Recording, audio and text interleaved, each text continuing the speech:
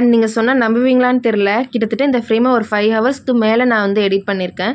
Morning ஒரு 6:00 கரெக்டாக ஆரம்பித்தேன். அண்ட் இந்த ஃப்ரேமை எடிட் பண்ணி முடிக்கிறதுக்காட்டியும் ஒரு 11:30 ஆயிடுச்சு கரெக்டாக. அண்ட் இந்த வீடியோ என்னன்னு தெரியுதா, ஒரு 13 ஹவர்ஸ்க்குள்ளே நம்ம எடிட் பண்ணி நம்ம டெலிவரி பண்ணோன்னு சொன்னோம்ல, அந்த வீடியோ தான் அது.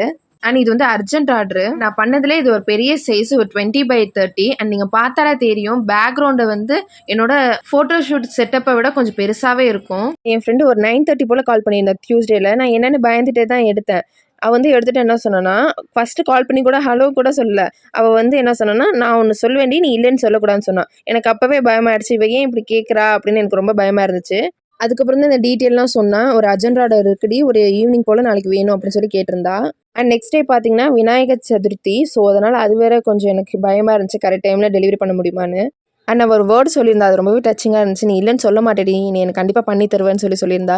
ஸோ அதுக்காகவே அவள் ஆர்டர் நான் எடுத்து பண்ணி கொடுத்துருந்தேன். அண்ட் நம்ம மேலே ஒருத்தவங்க ட்ரஸ்ட் வச்சு கேட்குறாங்கன்னு சொல்லி நான் பண்ணி கொடுத்துருந்தேன். அண்ட் ஆர்டர் அக்செப்ட் பண்ணிட்டேன். அண்ட் நெக்ஸ்ட் டே மார்னிங் வந்து ஒரு 5 ஹவர்ஸ் நான் எடிட் பண்ணி அவங்க சென்ட் பண்ணியிருந்தேன். நிறையா அதில் வந்து சேஞ்சஸ் சொல்லியிருந்தாங்க. அதனால கால்ஸ் மெசேஜ் அப்படின்னு சொல்லி நிறைய போயிட்டு இருந்துச்சு. இன்னைக்கு வந்து கிட்டத்தட்ட ஒரு 9 ஹவர்ஸ் வந்துருச்சு என்னோட ஸ்க்ரீன் டைம். அண்ட் என்னோட டெலிவரி பிளேஸ் ரீச் ஆகிறதுக்குள்ள ஒரு 10-12 தடவை கால் பண்ணிட்டாங்க கிளைண்ட். ஸோ அதுக்கு தான் நல்லபடியாக நான் வந்து டெலிவரியும் பண்ணிட்டேன். இது மாதிரி அட்வென்ச்சரான ப்ராடக்ட் பிளாக் பார்க்க என்ன ஃபாலோ பண்ணிக்கோங்க.